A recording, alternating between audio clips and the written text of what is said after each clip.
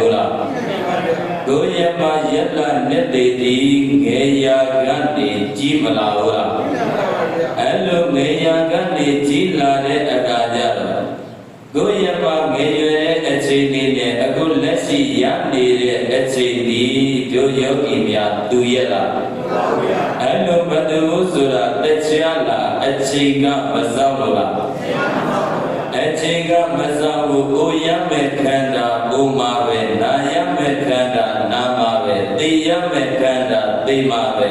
မဥပါနဲ့မသာမနာပါနဲ့မသေးပါနဲ့လို့အချိန်ကိုသားစီတာလို့ရမလားဒုယမအချိန်နေသည်တပြေးတပြေးနဲ့ကုန်ကန်းသွားတာကိုကိုယမခန္ဓာကြီးကတတ်သိမရှိဘူးလားအဲ့လိုတတ်သိရှိတဲ့အခါကျတော့အခုဘယသာသနာနဲ့လည်းတွေ့ရထောင်နိုင်တဲ့ဉာဏ်သားလည်းရှိတယ်သစ္စာဘုရားနဲ့ရွာသွင်းပြုံးနေတဲ့အချိန်မှာအချိန်ရှိခိုင်လုံးဝစိုက်ဖို့အရေးမကြီးဘူးလားအချိန်ရှိခိုင်လုံးဝစိုက်ရမယ်အချိန်ကိုပြုံးပြလို့မရဘူးတဲ့အချိန်ကိုပြုံးပြလို့ရမလားအချိန်ကိုမပြုံးနဲ့အချိန်ကိုသုံးရမယ်အချိန်ကိုဗာပြရမယ်အချိန်ကိုပြုံးနေတဲ့ပုဂ္ဂိုလ်ကတော့တဲ့ဘာမှတန်ဖို့မရှိတဲ့ကိုယ်ရမဘဝတကူပြီးဆုံးသွားပြီဆိုရင်တဲ့လူသစ်သုံးလိုပဲတဲ့ဘာလိုပဲတဲ့အချိန်ကိုပြုံးနေတဲ့ပုဂ္ဂိုလ်ကလူသစ်သုံးတဲ့သူတွေတဲ့အောက်ဆုံးကိုရောက်လိမ့်မယ်တဲ့ဘာကိုရောက်လိမ့်မလဲအဒါဆိုတော့သင်္ကြန်ကာလအကသမယမှာငါရတာတရားစကားကြီးဘောထားတဲ့လူများတဲ့တန်တူတရားအလုပ်တွေလုပ်နိုင်တယ်ကုသိုလ်အလုပ်တွေလုပ်နိုင်တယ်အတ္တိကုသိုလ်အလုပ်တွေတရားအလုပ်တွေလုပ်နေတဲ့ပုဂ္ဂိုလ်ဒီဒုယောဂီများကြီးအချိန်ကိုပြုံးနေတာလားအချိန်ကိုသုံးနေတာအဲ့လိုမှဘုဒုများနဲ့တန်တူဘဝကန္တာကြီးနဲ့အတူတူရထားတဲ့ဒါပေမဲ့ဘုရားယမသာသနာနဲ့လည်းတွေ့ရတဲ့ထောင်နိုင်တဲ့ဉာဏ်သားတွေလည်းရှိပါအဲ့လိုရှိပါလျက်နဲ့ကိုသူများနဲ့တန်းသူကုသိုလ်အလုပ်တရားအလုပ်ကိုမလုပ်ဘူးဆိုရင်အဲ့ဒီပုဂ္ဂိုလ်ကအချိန်ကိုဘာဖြစ်နေတာဖြုံးနေတာအချိန်ကိုဘာဖြစ်နေလဲအဲ့လိုအချိန်ကိုဖြုံးနေတဲ့ပုဂ္ဂိုလ်တွေမဖြစ်ဖို့အရေးသုံးလောကတွေ့တာရှင်တော်မြတ်တရားကတတိမပေးကြတာလားပေးကြတာလားအဲ့ဒါကြောင့်မို့ဒုယောဂီတွေအချိန်ကိုသုံးရင်တော့အဲ့ဒီပုဂ္ဂိုလ်ကတပြေးတပြေးဘဝရမတန်ဖိုးတွေမြင့်လာလိမ့်မယ်။ဘာရမတန်ဖိုးဘဝရမတန်ဖိုးကိုရမဘဝမှာအချိန်ကိုအသုံးချနိုင်သွားပြီဆိုရင်တဲ့လောကီရေးရမှာရောလောကုတ္တရာရေးရမှာရောကိုရမအတ္တပိုင်းခြားတစ်ခုရောက်သွားပြီဆိုရင်သူရမ level တစ်ခုရောက်သွားမှာပဲသူရမဘာတစ်ခုလဲ level တစ်ခုရောက်သွားမှာလေကိုရမဘဝမှာလောကီစီးပွားရေးတွေပဲလုပ်လို့အတ္တိစီးပွားရေးတွေကိုအချိန်နဲ့တည်းတည်းအလုံးလုံးနိုင်တယ်ဆိုရင်ကိုရမအသက်အပိုင်းခြားတစ်ခုမှာကိုရမပစ္စည်းဥစ္စာဒီကိုရမကြိုးစားမှုရအားလျော်စွာဖြစ်ပေါ်လာတာဖြစ်သည့်အတွက်ပစ္စည်းဥစ္စာနဲ့ပတ်သက်ပြီးတော့နောင်ကြီးစိတ်မအေးရဘူးလားအဲ့ဒါတည်းလေလောကီအလုံးနေတဲ့ကိုရမကြိုးစားအားထုတ်မှုအားလျော်စွာအေးချမ်းစွာမနေထိုင်ရဘူးလားအဲ့လိုပဲကုသိုလ်အလုပ်တရားအလုပ်တွေလုပ်ရလေတဲ့အတ္တိကုသိုလ်အလုပ်တရားအလုပ်ကိုအချင်းပေးတရားလျော်စွာအဲ့ဒီယမအချင်းတွေတန်ဖိုးထားတရားလျော်စွာတဲ့ကိုယမဘဝဤတပြည့်တပြည့်ကုသိုလ်နဲ့ပြည့်စုံတရားနဲ့ပြည့်စုံလာပြီဆိုရင်တဲ့အတ္တိပုဂ္ဂိုလ်ကနေရမှာလည်းမကြောက်တယ်လို့သိရမှာလည်းမကြောက်ဘူးတဲ့ကြောက်စရာလိုရတာအဲ့လိုမလို့အောင်အချင်းကိုဖြုံးလို့ရမလားအချင်းကိုမသုံးရမှာလားသုံးရမှာလားကိုရမအချင်းကြီးကိုကုသိုလ်တရားရှိနေမယ်ဆိုရင်ပူဇော်လိုရလားကြောင်းပြစရာလိုရလားအဲ့လိုမလို့ဘူးဆိုတော့လောကလူသားတွေကလောကလူသားတွေမှာရရှိထားတဲ့အချိန်လေးဒီကောင်းတာလုပ်လို့မကောင်းတာလုပ်လို့မကုန်ပါလားကုန်ပါလားရထားတဲ့ဘဝခန္ဓာဒီကောင်းတာတွေပဲလုပ်လို့မကောင်းတာတွေပဲလုပ်လို့ဒီရထားတဲ့တက်တန်းလေးဒီကုန်ခန်းသွားမယ်ဆိုတာမသိရပါလားသိရပါလားတဏှာပြေဥပမာပေးမယ်ဆိုရင်စိတ်နေတဲ့ရေအိုးများလို့စိတ်နေတဲ့ဗါတဲ့စိတ်နေတဲ့ရေအိုးများဒီဘလောက်ပဲရေတွေဖြစ်နေစေကမူအဲ့ဒီစိတ်နေတဲ့ရေအိုးဒီသုံးဒီဖြစ်စေမသုံးဒီဖြစ်စေမကုန်ခမ်းပါလားကုန်ခမ်းပါလားသူစင်းတို့ရမှာဘဝရတ္တနှစ်သေးသည်လေတဲ့အချိန်အလုံးဒီလေကောင်းတာတွေပဲလုပ်လို့မကောင်းတာတွေပဲလုပ်လို့မကုန်ခမ်းပါလားကုန်ခမ်းပါလား တဲ့အချိန်လေးဆိုတာကဒုယောဂီမယားကြီးတက္ကနာတာလေးပဲရှိတယ်။ဘာလေးပဲရှိတယ်။အဲ့လိုတက္ကနာတာလေးရှိနေတဲ့အချိန်မှာကုသိုလ်နဲ့တရားတွေလုပ်ဖို့အရေးမကြီးဘူးလား။အဲ့လိုအချိန်ကတက္ကနာတာလေးဆိုတော့ဘာလို့သုံးလောကထွက်တာရှင်းတော်မြတ်တရားလောကလူသားတွေကိုဥပမာပေးထားတယ်လို့မေးရင်သာဝတိကနတ်ပြည်မှာသုံးလောကထွက်တာရှင်းတော်မြတ်တရားသာဝတိပြည်ဇေတဝန်ကျောင်းမှာတရင်သုံးနေတဲ့တက္ကပါသာဝတိကနတ်ပြည်မှာမာလပါဠိနတ်သားဆိုတာရှိတယ်။ဘာနတ်သားလဲ။မာလပါဠိနတ်သားဆိုတာရှိတယ်။အဲ့ဒီမာလပါဠိနတ်သားကနတ်သမီးများစွာခြံရံပြီးတော့နတ်သမီးတွေကမန္တိချွေချရင်မန္တိတည်နေရဲ့နဲ့အဲ့ဒီကနတ်သမီး900တဲ့ကနေပြီးတော့ဒုယောဂီများဤနတ်သမီးတယောက်ကနတ်ရွာဆံကံတော်နတ်သမီးတယောက်ကအဲ့မှာနတ်တို့တတန်းအဖြစ်စုတည်သွားတယ်။ဘာဖြစ်သွားလဲ။အဲ့လိုစုတည်သွားတဲ့အခါကျတော့အဲ့ဒီအချိန်မှာသူဒီနတ်ပြည်ကနေပြီးတော့လူပြည်သာဝတိပြည်မှာအဲ့ဒီနတ်သမီးလေးကအမျိုးသမီးတယောက်ကဖြစ်တယ်။ဘာတယောက်ကဖြစ်တယ်။အဲ့လိုအမျိုးသမီးတယောက်ကဖြစ်တဲ့အခါကျတော့ဒုယောဂီများဤသူတိမာလပါဠိနတ်သားဤဓမ္မနတ်သမီးများစွာနဲ့နတ်ပြည်နတ်ချမ်းသာကလာရတယ်ဆိုတာသူတိမသိဘူးလားအဲ့လိုသိတဲ့အခါကျတော့သူတိနတ်ပြည်နတ်ချမ်းသာကနေပြီးတော့လူပြည်လူရွာကိုလာခဲ့တာပဲသူလုတ်တဲ့မြတ်ကုသိုလ်ကောင်းမှုဤအဘုဘာဒတိတပံမာလပါဠိနတ်သားဤထံ၌နတ်သမီးဖြစ်ရပါလို့ဤသူစုမတော်ဘူးလားအဲ့လိုစုတော်တဲ့အခါကျတော့ဒုယောဂီတွေအဲ့ဒီအတိုင်းပဲသူတိကုသိုလ်အလုပ်တွေလည်းမလုပ်ဘူးလားတရားအလုပ်တွေလည်းလုပ်တယ်အဲ့လိုလုပ်ရင်းနဲ့ပဲသူတိတရားလာခန္ဓာ၅ပါးပဲလားခန္ဓာ၅ပါးပိုင်ဆိုင်တဲ့လူပြေမှာအရွယ်ရောက်အိန္ဒာယတောအိန္ဒာယတာကြားပြီးတဲ့အခါကျတော့သာသမီ4ယောက်ရတယ်သာသမီဘယ်နှယောက်လဲအဲ့ဒီသာသမီ4ယောက်ရပြီးတော့အတ္တိလူဘဝခန္ဓာကိုစွန့်ပြီးတော့တဲ့နတ်ပြည်မှာပြန်ပြီးတော့နတ်သမီးမဖြစ်ရဘူးလားအဲ့လိုဖြစ်ရတဲ့အခါကျတော့မာလပါဠိနတ်သားကြီးကမေးတယ်ဟဲ့အတဲ့နတ်သမီးအခုနောက်ကဗန်းနေရွှေဗန်းနေတည်ရင်လည်းဘယ်ကိုရောက်သွားတာလဲမမေးဘူးလားအဲ့လိုမေးလိုက်တဲ့အခါကျတော့ကျွန်တော်မျိုးမှာဘယ်မှသွားတာမဟုတ်ဘူးနတ်ပြည်ကနေပြီးတော့စွန့်တည်ပြီးတော့လူပြည်သာဝတိပြည်မှာလူတက္ကနာတာလေးသွားဖြစ်ပြီးတော့သာသမီ4ယောက်ရတည်ပြီးတော့နတ်ပြည်ကိုပြန်ရောက်လာတယ်ဘယ်ပြည်ကိုပြန်ရောက်လာလဲနတ်ပြည်ကိုပြန်ရောက်လာတယ်ဆိုတော့နတ်ပြည်မှာရှိတဲ့နတ်သားနတ်သမီးတွေကဒုယောဂီများကြီးပန်းချွေပန်းတီလို့ပြီးပြီလားမပြီးသေးဘူးပြီးပြီလားအဲ့လိုမပြီးတဲ့အခါကျတော့လူဘဝရက်မှာအချိန်လေးဒီတရားလာတက္ကနာလေးလားဦးဇင်းတို့ယောဂီတို့ရောက်နေတဲ့လူဘဝလေးဒီနတ်တတန်အပြင်ပြောမယ်ဆိုရင်ပြောပါလောက်ရလားမပြောပါလောက်ဘူးပြောပါလောက်ရလား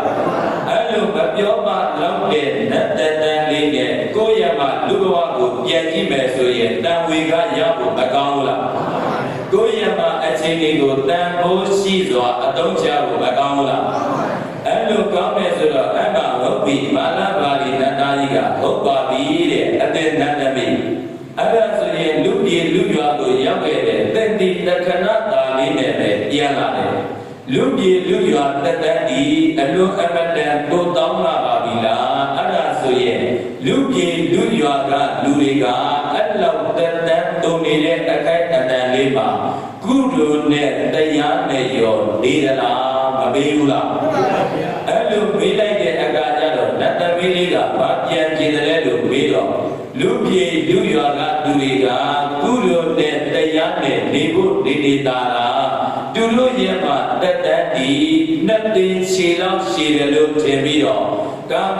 အာယု၅ပါးကာမဂုဏ်တရားတွေမှာပဲပျော်မွေ့ပြီးတော့နေတဲ့သူကများတယ်မပြောတာလားပြောတာလားအဲ့ဒါဆိုတော့လေဒုယောဂီများရဲ့လူပြည်လူတက်တဲ့လာရောက်လာတဲ့အခိုက်အတန့်မှာဘာမှမဟုတ်တဲ့ကာမဂုဏ်တရားတွေနဲ့အမြဲတမ်းပျော်မွေ့နေလို့ရမှာလား ကုလိုနဲ့တရားနဲ့နေဖို့အရေးမကြီးရလားအရေးကြီးတာအဲ့လိုအရေးကြီးတယ်ဆိုတာသိပြီးတော့မာနပါဠိနတ်သားနဲ့ကျန်တဲ့သမီးတွေကလောကလူသားတွေပေါ်စာမှုကိုကြည့်ပြီးတော့တတိတံဝေကမယူလာလားယူလာလားအဲ့ဒါဆိုတော့လည်းဒုယောဂီများရောပေါ်ဆဆနေလို့ရမလားအဲ့လိုပေါ်ဆဆမနေခြင်းရင်ကိုယ့်ရဲ့မှာအချိန်လေးကိုတဲ့ခွဲဝေထားရမယ်အချိန်လေးကိုမလို့ရမယ်မခွဲဝေရမှာလားခွဲဝေရမှာလားအဲ့လိုခွဲဝေရမယ်ဆိုတော့ကိုယ့်ရဲ့မှာအချိန်လေးကိုဘယ်လိုခွဲဝေမလဲပြန်ပြီးတော့မစင်းစားရမှာလားစဉ်းစားရမှာလားအဲ့လိုစဉ်းစားရမယ်ဆိုတော့ကိုယ့်ရဲ့မှာအချိန်လေးကိုခွဲဝေတဲ့အခါမှာဘုံဆိုင်အတွက်ကတပိုင်းမခွဲရမှာလားခွဲရမှာလားနောက်ပြီးတော့ကိုယ်ပိုင်အတွက်ကတပိုင်းခွဲလိုက်ပါမယ်ဘာအတွက်တပိုင်းလဲကိုယ်ပိုင်အတွက်တပိုင်းမခွဲရမှာလားခွဲရမှာလားအဲ့ဒါဆိုတော့အချိန်ကိုဘယ်နှမျိုးခွဲလိုက်လဲနှစ်မျိုးဘယ်နှမျိုးလဲဘာလဲလဲဘုံဆိုင်အချိန်ကိုယ်ပိုင်အချိန်ပြန်ပြောကြည့်ဘုံဆိုင်အချိန်ကိုယ်ပိုင်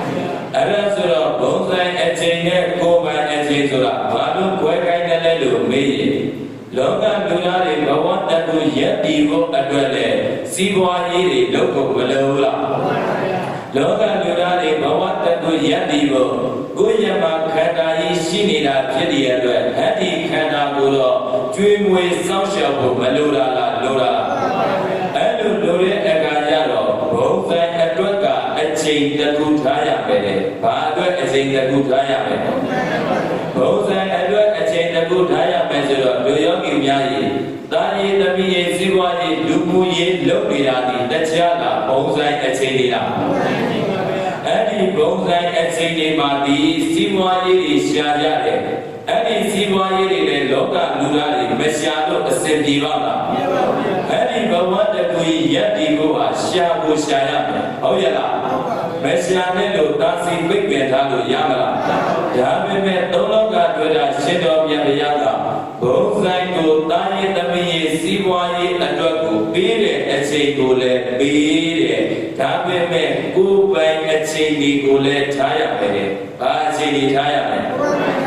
ကိုယ်ပိုင်အချိန်ဆိုတာတခြားလားကုသိုလ်အလုပ်တရားအလုပ်ပါကုသိုလ်အလုပ်တရားအလုပ်ကိုလည်းအချိန်မပေးရမှာလားပေးရမှာလားဒါပေမဲ့လောကလူသားတွေကဒုယောဂီများကြီးဘုံဆိုင်အချိန်နဲ့ကိုယ်ပိုင်အချိန်ဘယ်ဟာကများနေလဲဘုံဆိုင်အချိန်ကများနေတယ်ဘယ်အချိန်ကများနေလဲ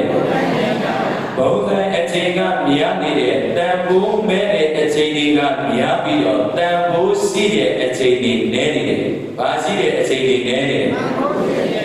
အဲ့ဒါဆိုတော့တန်ဖိုးမဲ့တဲ့အချိန်တွေများတယ်ဆိုတာကကိုယ့်ရဲ့မှာဘဝကိုယ့်အကြောင်းကိုကိုယ်ပြန်စဉ်းစားကြည့်ရင်သိနိုင်တယ်မသိနိုင်ဘူးလားအဲ့ဒါဆိုတော့သုံးလောကတွေ့တာရှင်တော်မြတ်ဘုရားကဘုံဆိုင်အချိန်ကိုလည်းပေးပါတဲ့ကိုယ်ပိုင်အချိန်ကိုလည်းလုပ်ပါဆိုတော့လောကလူသားတွေကုသိုလ်အလုပ်တရားအလုပ်ဆိုတာကကိုယ်အိမ်မှာနေရတဲ့ဆွေးဆွေးမြဲမြဲလုပ်တဲ့ပုဂ္ဂိုလ်ဆိုတာများသောအားဖြင့်မနေဘူးလားအဲ့လိုနေနေတာဒီမဲ့ဘုံဆိုင်အချိန်တွေဖြစ်နေတာဘာအချိန်တွေဖြစ်နေတာအဲ့ဒါဆိုတော့ကုသိုလ်အလုပ်ကတော့အိမ်မှာဘုရားရှိခိုးတာတော့လုပ်ပဲသီလစောင့်တည်တာတော့လုပ်ပဲကုသိုလ်အလုပ်လုပ်ဖို့အတွက်ကတော့အနေငယ်များတော့အချိန်ပြီးတယ်နောက်တစ်ချက်တရားအလုပ်လုပ်ဖို့ဘာအလုပ်လုပ်ဖို့လဲတရားအလုပ်လုပ်ဖို့ကြတော့တရားစခန်းမရှိရင်တရားစခန်းမဝင်ရရင်တော်တော်များများလူအလုံးဒီတရားအလုပ်လုပ်ဖို့အချိန်နဲ့ပြီးတော့မနေဘူးလားအချိန်နဲ့ပြီးတော့နေတဲ့ကိုယ့်ရမှာတနေတာဖြတ်တန်းမှုကိုပြန်ကြည့်လိုက်ဘုရားကိုတောက်တော်ရင်ကဲ့ရင်ကဲ့လိမ့်မယ်ဘုရားကိုစွန့်တော်ကဲ့ရင်ကဲ့လိမ့်မယ်ဘတ်တော်ကဲ့ရင်ကဲ့လိမ့်မယ်အဲ့လိုကတ်တာတော့မှအမျိုးသားတွေနဲ့မဆိုင်တယ်လို့ပဲဘယ်သူနဲ့မဆိုင်တယ်လို့ပဲအဲ့ဒီအလုပ်တွေဘယ်သူကလုပ်တယ်အမျိုးသမီးတွေကလုပ်တယ်ဘယ်သူကလုပ်တယ်အဲ့ဒါဆိုရင်နောက်တစ်ချက်ပြန်ပြီးတော့စဉ်းစားကြည့်တရားအလုပ်ဘာအလုပ်လဲကိုယ့်ရမှာတဏိတာမှာတရားစကားမရှိဘဲနဲ့အမြဲပုံမှန်တရားထိုင်နိုင်တဲ့သူဆိုတာမနေဘူးလားအဲ့ဒါတွေကြတော့ဘယ်လိုဖြစ်သွားတယ်လဲဆိုရင်အမျိုးသားရောအမျိုးသမီးရောဖြစ်သွားတယ်ဟုတ်ရဲ့လားကိုယ့်ရမှာဘဝကို ပြန်စဉ်းစားတိုင်းတာကိုအသုံးချတဲ့အချိန်တွေကဘယ်ဟာမှများနေတယ်လဲဆိုတာသိဖို့မလိုဘူးလားတရားနာတယ်ဆိုတာကိုယ့်ရဲ့မှာဖြစ်ပေါ်နေတဲ့အရာတွေကိုလုပ်နေတဲ့အလုပ်တွေဒီဘယ်ဘက်မှာတရားဘယ်ဘက်မှာများနေတယ်ချိန်ခွင်နဲ့လာပြီးတော့မချိန်ရတာချိန်ရတာအဲ့လိုချိန်လိုက်တဲ့အခါမှာဦးဇင်းတို့ခေါ်လိုက်တဲ့တရားလေးတွေကိုလုပ်နေတဲ့အလုပ်လေးတွေငါဘယ်ဘက်မှာများနေပါလားငါပြုပြင်ရမှာပါလားမသိရပါလားသိရပါလားအဲ့လိုသိရမယ်ဆိုတော့လူယောဂီများတဏိတာတရားစကားမရှိဘူးတရားအားထုတ်ရမယ်နေရာမရှိဘူးဆိုရင်ကိုယ်အိမ်မှာတဏှာကြီးတရားထိုင်နေဖို့အရေးမကြိုးစားရတာလားကြိုးစားရတာလားတခါတလေစိတ်ပါရင်ထိုင်ပြီးတယ်စိတ်မပါရင်ဘာဖြစ်တယ်မထိုင်ပြီးတယ်ထိုင်ပြီးရလားအဲ့လိုမထိုင်ပြီးတဲ့အခါကျတော့ကိုယ့်ရဲ့မှာအချိန်တွေဒီကုသိုလ်အလုံးတရားအလုံးဒီကိုယ့်ရဲ့မှာတခြားလားကိုယ်ပိုင်အချိန်လားအဲ့ဒီကိုယ်ပိုင်အချိန်တွေအားလုံးဒီကိုယ့်ရဲ့မှာအိမ်နေရင်းတယ်ဘယ်အချိန်ကများတယ်ဘုံဆိုင်အချိန်ကများတယ်ဘယ်အချိန်ကများတယ်အဲ့လိုဘုံဆိုင်အချိန်ကများတယ်ဆိုတော့လောကလူတော်တော်များများကတော့ပြောတာပေါ့အိမ်မှာနေရင်လေငါတရားလုပ်လို့ရတာပဲအိမ်မှာနေရင်လည်းလုပ်လို့ရတယ်သောသွားရင်လည်းလုပ်လို့ရတယ်ဘယ်နေရာမှာပဲနေနေတရားလုပ်လို့မရဘူးလားရပြီရကြတော့လေကိုယ့်ရဲ့မှာစိတ်တန်တန်ဒီလောကလူသားတွေကကိုယ်ပိုင်နဲ့ဘုံဆိုင်မှာပြိတ္တကြီးဘုံဆိုင်မှာများပြီးတော့မနေဘူးလားအဲ့လိုများနေတဲ့အခါကျတော့အဲ့ဒီသင်္ကြန်တော့မှတရားစကားတွေလုပ်ပေးတယ်စွဲအလူရှင်တွေမရှိဘူးစွဲအလူရှင်တွေပေါ်ပေါက်အောင်စွဲအလူရှင်တွေဖြစ်အောင်ဦးဇင်းတို့ဆရာတော်ကလက်တွင်းကြီးစွာနဲ့တက္ကကြီးတွေနဲ့တန်မြင်ပြီးတော့အဲ့ဒီစွဲကိုဘယ်လိုတွေးရမလဲတစ်နှစ်တရားစကားမဖြစ်အောင်လုပ်ကြမယ်ငါလုပ်တယ်လို့ပြီးတော့ဦးဇင်းတို့ဘာဖြစ်တယ်လဲဆိုတော့ဦးဇင်းတို့ကိုယ်တိုင်လည်းတရားတွေကြည့်ခွင့်ရတယ်တရားတွေဟောခွင့်ရတယ်ဒုယောဂီများရောတရားတွေနာခွင့်တရားထိုင်ခွင့်မရဘူးလားအဲ့လိုရတာကဘာလို့လဲလို့မေးရင်ဘုံဆိုင်အချိန်ကနေကိုယ်ပိုင်အချိန်များများဖြစ်အောင်ဘာအချိန်များများဖြစ်အောင်အခုတနေ့တာမှာကုသိုလ်နဲ့တရားနဲ့ဒုယောဂီများမနေရဘူးလားအဲ့လိုနေရတဲ့အခါမှာစွန့်လူတဲ့သူတွေရောအကျိုးမရှိဘူးလားဒုယောဂီများကစွန့်လူတဲ့သူတွေပို့ပြီးတော့အကျိုးရှိတယ်ဟုတ်ရဲ့လားစွန့်လူတဲ့သူတွေဘာဖြစ်လဲပို့ပြီးတော့အကျိုးရှိတယ်အကျိုးမရှိဘူးလားစွန့်လူတဲ့သူကလည်းသူ့ရဲ့မှာကုသိုလ်အလျောက်အကျိုးရှိတယ်ကုသိုလ်ဒီပေးရင်ဘဝချမ်းသာတယ်ဘာချမ်းသာလဲဒါပေမဲ့ဒုယောဂီလုပ်တဲ့တရားဒီဘဝကလွတ်မြောက်အောင်လုပ်နေတာဘာကလွတ်မြောက်အောင်လုပ်နေတာကိုယ်ရဲ့မှာခန္ဓာကိုယ်ဥနာအသေးကလွတ်အောင်လုပ်နေတာဆိုတော့ဒုယောဂီတွေကပို့ပြီးတော့တန်ဖိုးမရှိဘူးလားအဲ့ဒါဆိုတော့ကုသိုလ်လည်းလုပ်ရမယ်တရားလည်းလုပ်ရမယ်မလုပ်ရမှာလားလုပ်ရမှာလားအဲ့လိုလုပ်ရမယ်ဆိုတော့ဘုံဆိုင်အချိန်ကြီးများနေပြီဆိုရင်သုံးလောကတွေ့တာရှင်တော်မြတ်တရားကအဲ့ဒီပုဂ္ဂိုလ်ဒီရဲ့မတိကြတော့ဘူးတဲ့သိကြရဲ့လားကိုယ့်ရဲ့မှာအချိန်ကြီးကဘုံဆိုင်အချိန်ကြီးများနေပြီဆိုရင်တဲ့အဲ့ဒီပုဂ္ဂိုလ်ကအပယ်လေးပါးကိုသွားဖို့တာလည်းရဲ့ပဲသိကြတယ်တဲ့တရားလူတရားမြတ်ရဖို့အတွက်သိကြပါမလားဘဝကောင်းကိုရဖို့ရအတွက်သိကြပါမလားအဲ့ဒါကြောင့်ကိုယ်ပိုင်ဘုံဆိုင်အချိန်ကြီးများနေပြီဆိုရင်အဲ့ဒီပုဂ္ဂိုလ်ကမသိကြတော့ဘူးသွားတဲ့ငါဘုရားသာသနာနဲ့ဘယ်လောက်တွေ့ထောင်နိုင်တဲ့ဉာဏ်ကဘယ်လောက်ရှိကြည့်သစ္စာတရားမှာမနာဘူးဆိုရင်ဘုံဆိုင်အကြီးနဲ့ပဲအချိန်ကုန်နေမယ်ဆိုရင်အဲ့ဒီပုဂ္ဂိုလ်ကမသိကြတော့ဘူးတဲ့ဒီဘဝမှာသူဒီဘယ်လောက်ပဲချမ်းသာတဲ့သိသွားရင်တော့အပယ်လေးပါးခန္ဓာမသိကြဘူးလားအဲ့ဒါဆိုတော့ဘုံဆိုင်အရေးတွေကိုပယ်ကွာပြီးတော့ကိုယ်ပိုင်အရေးတွေကိုများများလုပ်မယ်ဆိုရင်တဲ့အဲ့ဒီပုဂ္ဂိုလ်ကသိကြတယ်ကွာအားလည်းအဲ့ဒါဆိုတော့သိကြတယ်ဆိုတာဘာကိုပြောတယ်လို့မေးချင်လို့ရှိရင်လူနဲ့ပြမချမ်းသာကိုလည်းရနိုင်တယ်လို့နိဗ္ဗာန်ချမ်းသာလည်းမရနိုင်ဘူးလားအဲ့ဒါဆိုတော့ကုသိုလ်နဲ့တရားကိုအချိန်မပေးရပါလားပေးရပါလားကျေးဇူးတော်ရှင်ဘုရားဆရာတော်ဘုရားကြီးကလည်းကိုယ့် ရမှာဘုံဆိုင်အရေးတွေအများလုံးနေပြီးတော့ကိုယ်ပိုင်အရေးကိုလျှော့ထားတဲ့ပုဂ္ဂိုလ်ကတဲ့ဘဝကောင်းကိုရဖို့ဆိုတာကမသေးချာနိုင်ဘူးဘဝကလွတ်မြောက်ဖို့ဆိုတာတဲ့မသေးချာနိုင်ဘူးဘဝကလွတ်မြောက်ဖို့ဆိုတာတဲ့အိမ်မက်တော်မမဲ့နဲ့မဲ့လို့ရပါမလားအဲ့ဒါဆိုတော့အိမ်မက်မဲ့လို့ရအောင်ဒီနေ့ကုသိုလ်တွေတရားတွေမလုပ်နေတာလားလုပ်နေတာလားအပေလေးပါးကြားကြမှာကုသိုလ်တရားလုပ်ချင်ပါတယ်ဆိုပြီးတော့ပြန်ပြီးတော့အော်ဟစ်နေလို့ရမလားအခုလိုအချိန်ရှိကြမှာတို့ယောဂီများကမကြိုးစားရပါလားကြိုးစားရပါလားအဲ့လိုကြိုးစားရမယ်ဆိုတော့ဒီနေ့ဖရာရမှာတရားကိုလည်းနာခွင့်မရဘူးလားကျေးဇူးတော်ရှင်ဘုန်းတော်ဆရာတော်ဘုရားကြီးရမှာအစုံအမဩဝါဒတွေလည်းကြားခွင့်မရဘူးလားအဲ့လိုကြားခွင့်ရတယ်ဆိုတော့ဒီအချိန်ဒီတရားလားပရိစ္ဆသမုပ္ပါသင်္นานတရားပရိစ္ဆသမုပ္ပါသင်္นานတရားဆိုတာကဒုယောဂီအပေါင်းသူတော်ကောင်းကြီးလောကလူသားတိုင်းလူသားတိုင်းနဲ့နာခွင့်ရလို့နာတဲ့တရားနာခွင့်ရလို့ပါတယ်လေပရိစ္ဆသမုပ္ပါသင်္นานတရားဆိုတာကမဖြစ်မနေနာကိုနာရမယ်ဘာလို့နာရမလဲလို့မေးရင်ယောပရိစ္ဆသမုပ္ပါဒံပတ္တိသောဓမ္မံတတ္တိယောအကျဉ်းတူဒီပရိစ္ဆသမုပ္ပါဒံပရိစ္ဆသမုပ္ပါတရားကို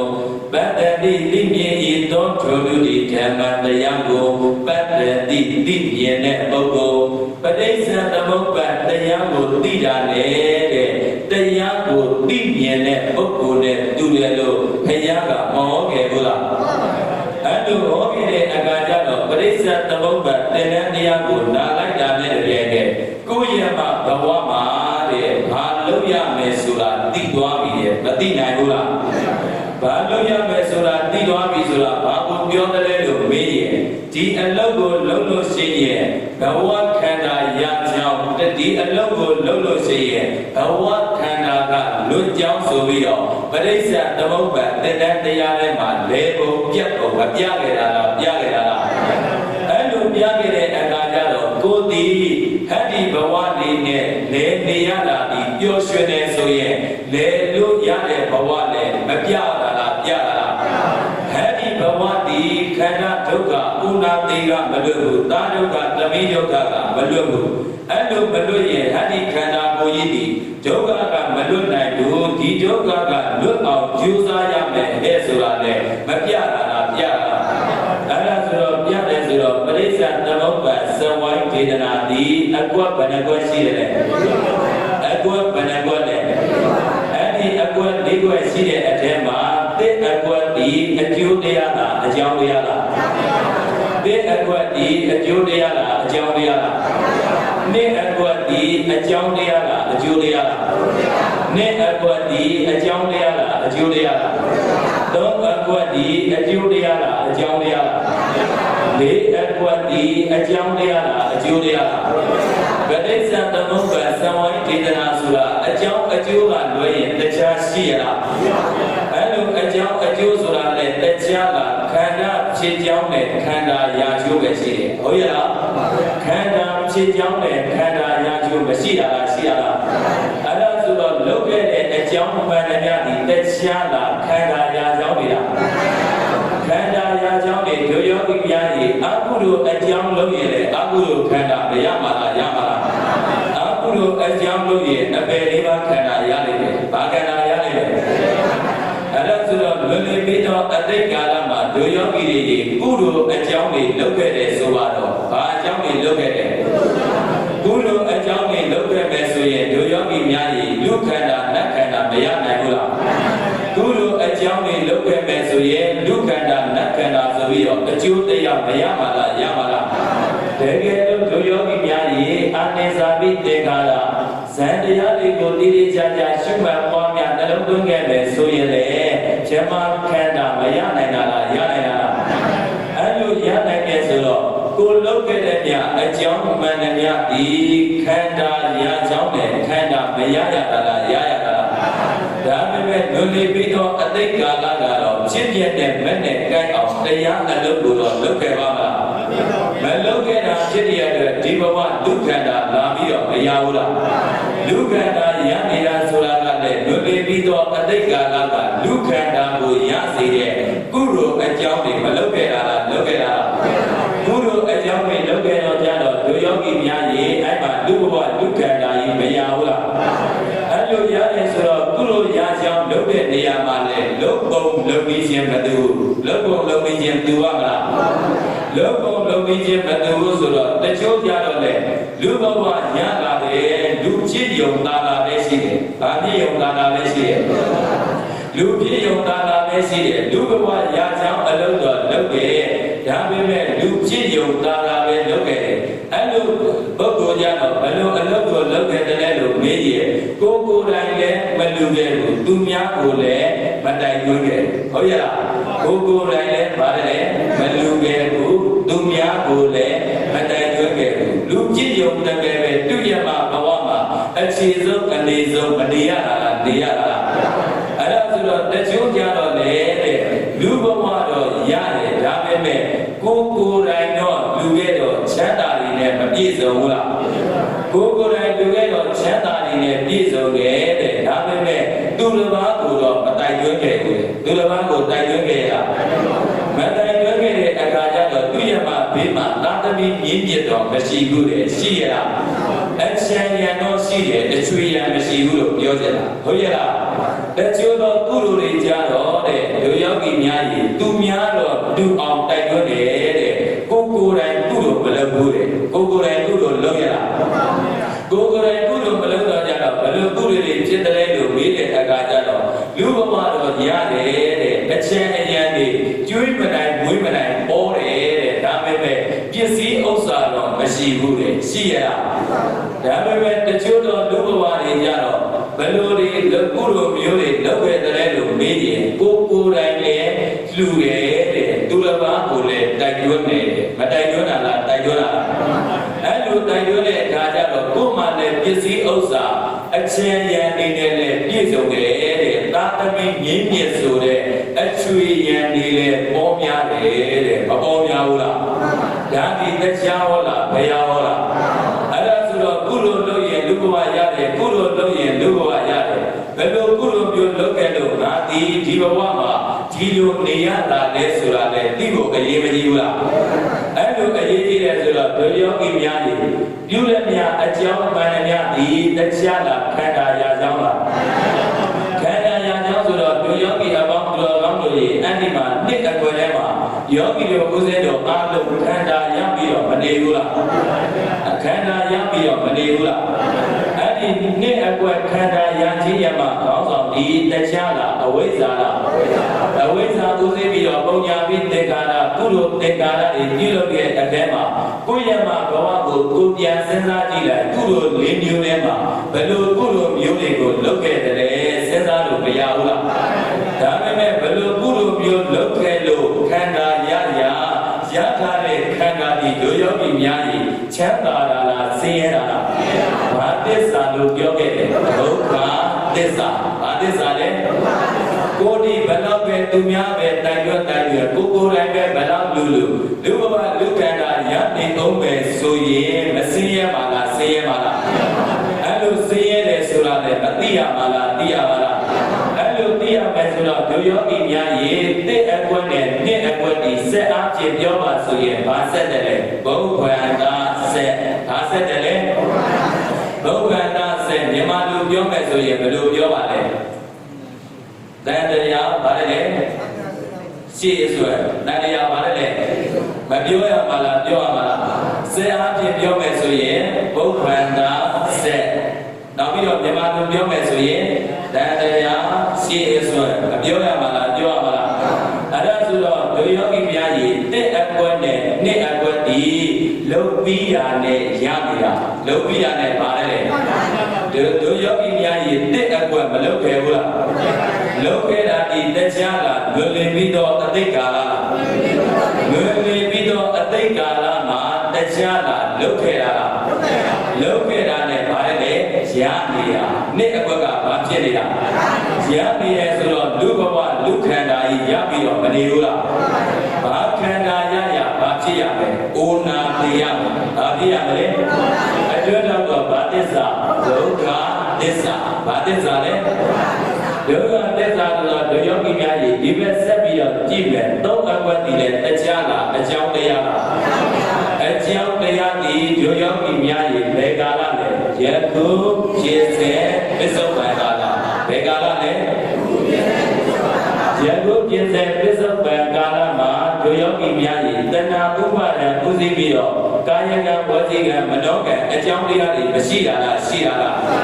အဲ့ဒါဆိုတော့အကြောင်းလုပ်တဲ့မြဘာဖြစ်နေမှာအကျိုးဖြစ်နေအကြောင်းလုပ်တဲ့မြဘာဖြစ်နေမှာလဲ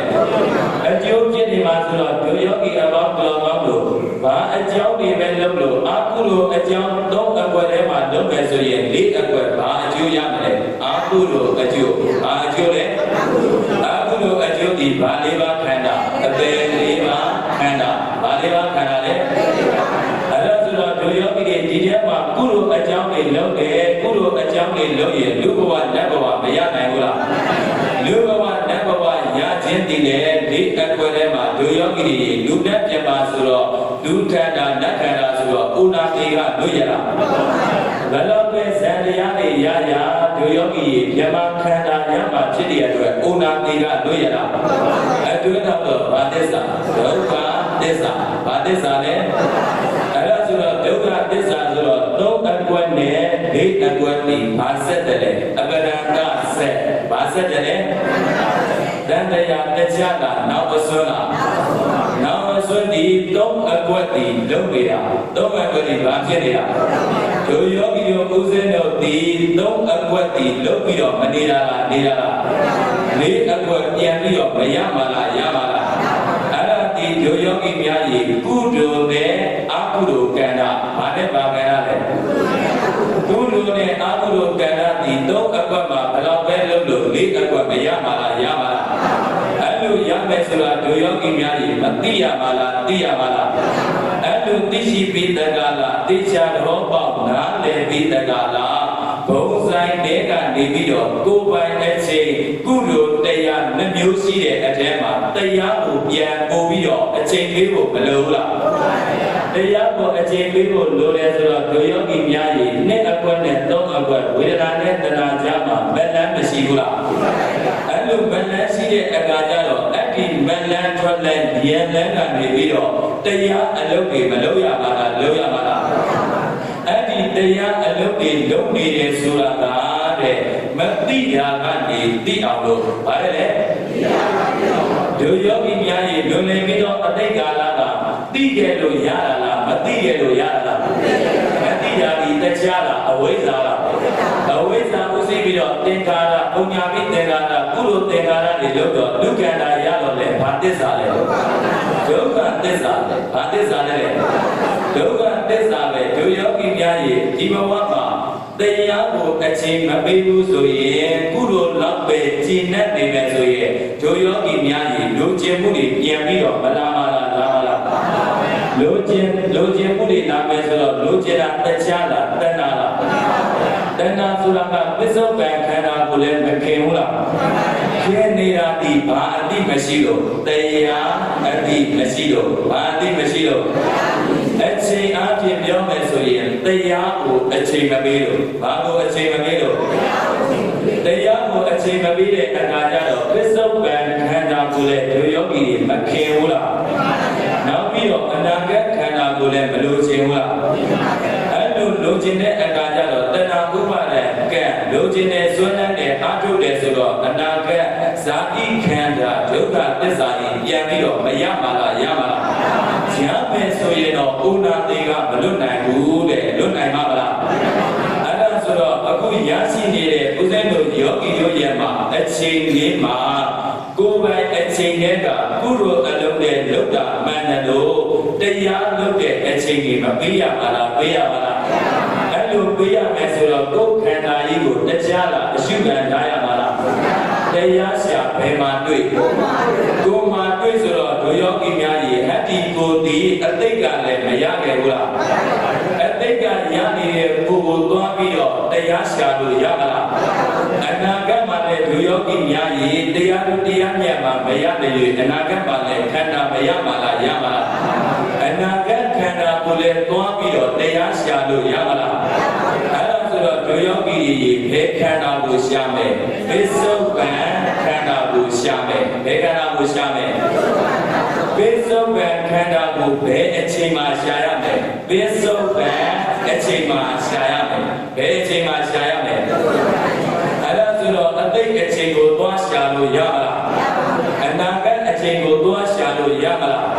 ဟောဆရာတော်ကပြောတယ်အချိန်ပေးလိုက်ပါကိုယ်ပိုင်အချိန်တွေကိုများများပေးလိုက်ပါဆရာတော်ကပြောတယ်ငါတရားရှာလိုက်အောင်မယ်တရားရှာကိုမှတွေ့ငါဒီအတိတ်အချိန်ကိုတရားရှုလိုက်အောင်မယ်ရှုလို့ရမလား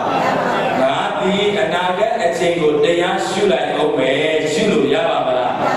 အဲ့လိုမရဘူးဆိုတော့တရားလားပစ္စုပန်ခန္ဓာလားပစ္စုပန်ခန္ဓာကိုဘယ်အချိန်မှာရှုမယ်ပစ္စုပန်အချိန်မှာရှုမယ်ဘယ်အချိန်မှာရှုမယ်အဲ့ဒါကြောင့်ဘုရားတော်ရှင်ဘုရားဆရာတော်ဘုရားကြီးကတရားရှုမှတ်တော့မယ်ဆိုရင်အတိတ်ကိုလည်းဗါတယ်လေအပြန်နဲ့အတိတ်ကိုလည်းဗါတယ်လေအနာဂတ်ကိုလည်းပစ္စုပန်ခန္ဓာပစ္စုပန်အချိန်မှာဖြစ်ပေါ်လာတဲ့အရာတွေကိုဖြစ်ပြတဲ့မဲ့နဲ့ကဲအောင်မရှုရပါလားရှုရပါလား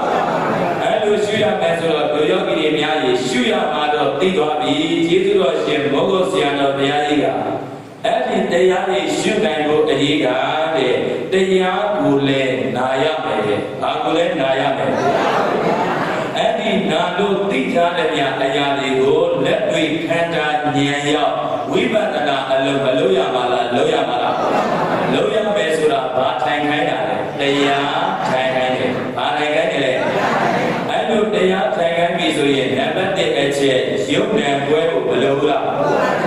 ရုပ်နာကွဲဖို့မလိုဘူးလား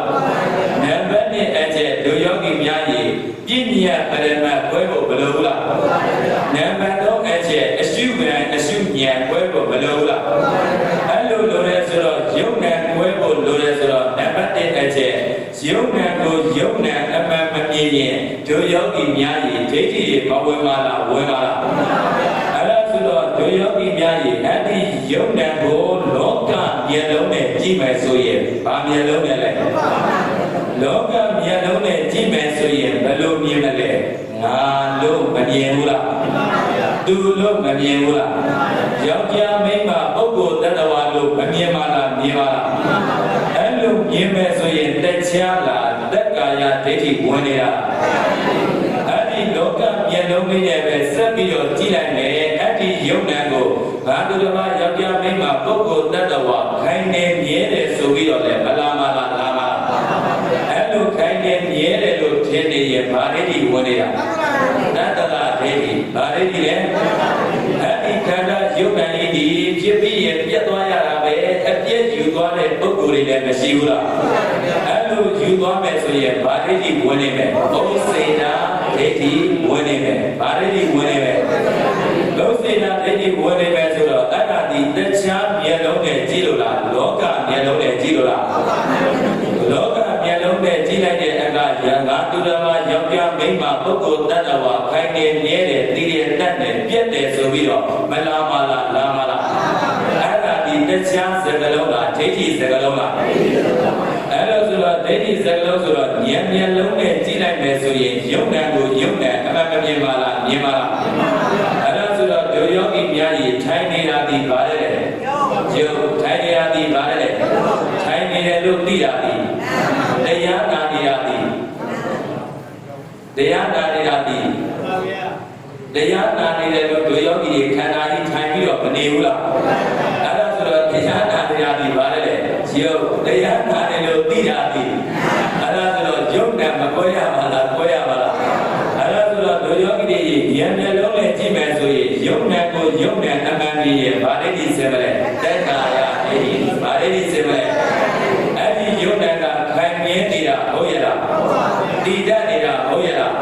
အဲ့ဒါဆိုတော့မခိုင်မမြဲဘူးဆိုတာဒုယောဂီတွေသိရင်ဗာဒိဋ္ဌိစေတယ်တတ္တရာဒိဋ္ဌိဗာဒိဋ္ဌိစေတယ်အဲ့ဒီမကန်ခဲ့တဲ့ယုံနဲ့ပြက်ပြီးတော့တပံပြန်ပြီးတော့အစားမထိုးပါလားထိုးပါလားအစားထိုးတယ်ဆိုတာသိရင်ဗာဒိဋ္ဌိစေတယ်ဘုစေနာဒိဋ္ဌိ နေစေဘာလေးနေစေအဲ့ဒါဆိုတော့နံပါတ်1အချက်ယုံနံကိုယုံနံကွဲအောင်မလုပ်ရမှာလားလုပ်ရမှာလားနံပါတ်2အချက်ဘာကွဲရမလဲပညာပရမတ်ကွဲရမယ်ဘာကွဲရမလဲပညာပရမတ်ကွဲရမယ်ဆိုတော့တို့ယောဂီများအခုတရားနာနေတာဒီတဏှာကြီးပြည့်တော့မယ်ဘာပြည့်တော့မလဲတဏှာကြီးပြည့်တော့မယ်တဏှာကြီးမှာ59မိနစ်ဖြစ်သွားပြီဆိုတော့3မိနစ်ပဲကျန်တော့တယ်ဘယ်နှမိနစ်လဲ3မိနစ်ပဲကျန်တော့မယ်ဆိုတော့တို့ယောဂီအပေါင်းဘယ်လိုကောင်းလို့ရေအဲ့ဒီကိုယ်ရမခန္ဓာကိုယ်မှာဒုက္ခလေးမရှိဘူးလားအဲ့ဒီဒုက္ခဒီတရားလားပညာလားအဲ့ဒီဒုက္ခကိုအမိပြုပြီးတော့ပေါ်လာတဲ့ဝေဒနာလေးတွေပါတယ်လေဗရမတ်ပေါ်လာတဲ့ဝေဒနာလေးတွေပါတယ်လေ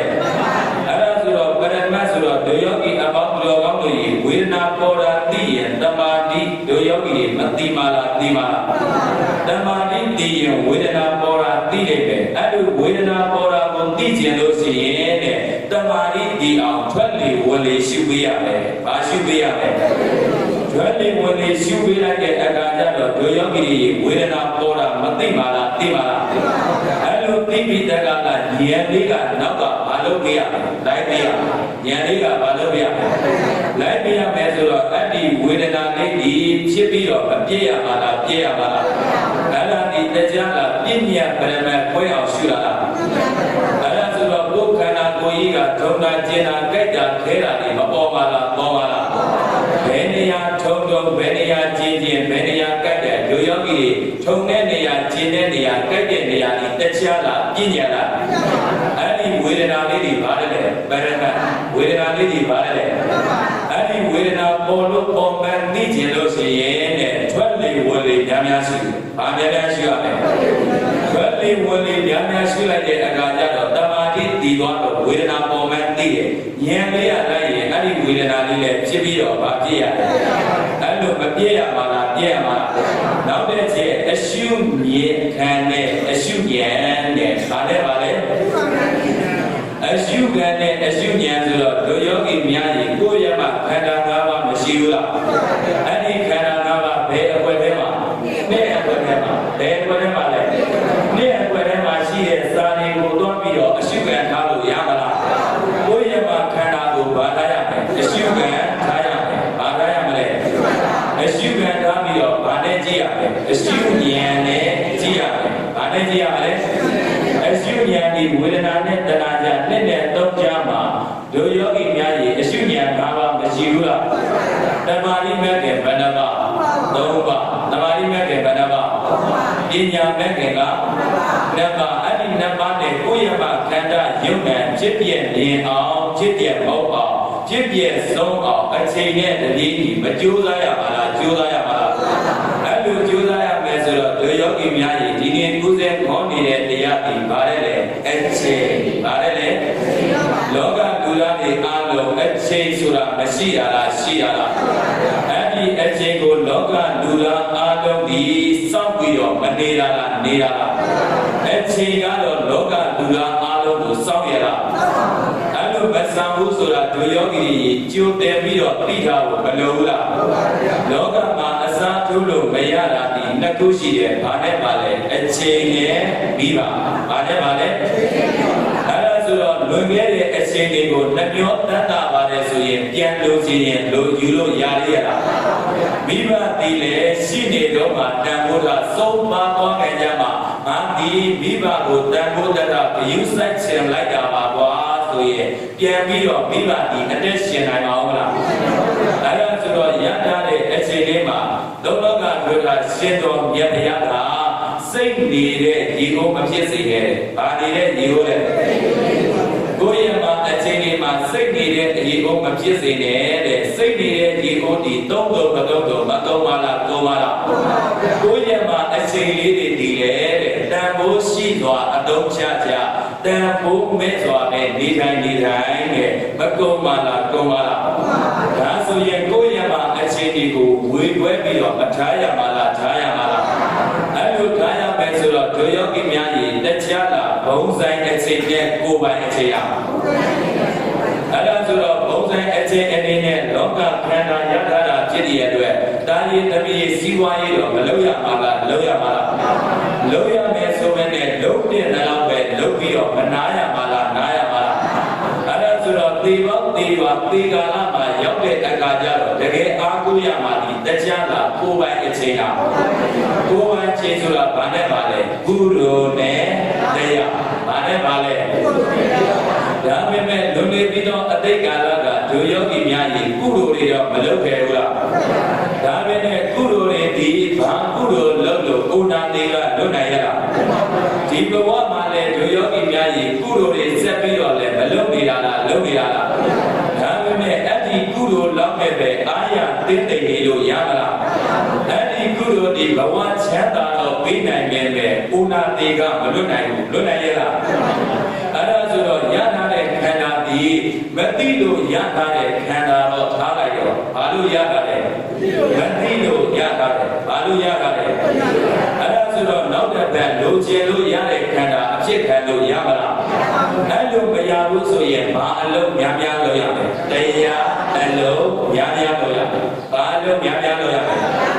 လဲတရားအလုံးများများလုပ်ရမယ်ဆိုတော့ကျေးဇူးတော်ရှင်ဘုဂုဆရာတော်ဘုရားကြီးကကိုယ်ခန္ဓာ၅ပါးကိုတရားလားအရှုခံထားခိုင်းတာလားအရှုခံထားပြီးတော့အရှုဉာဏ်နဲ့မကြည့်ရမှာလားကြည့်ရမှာလား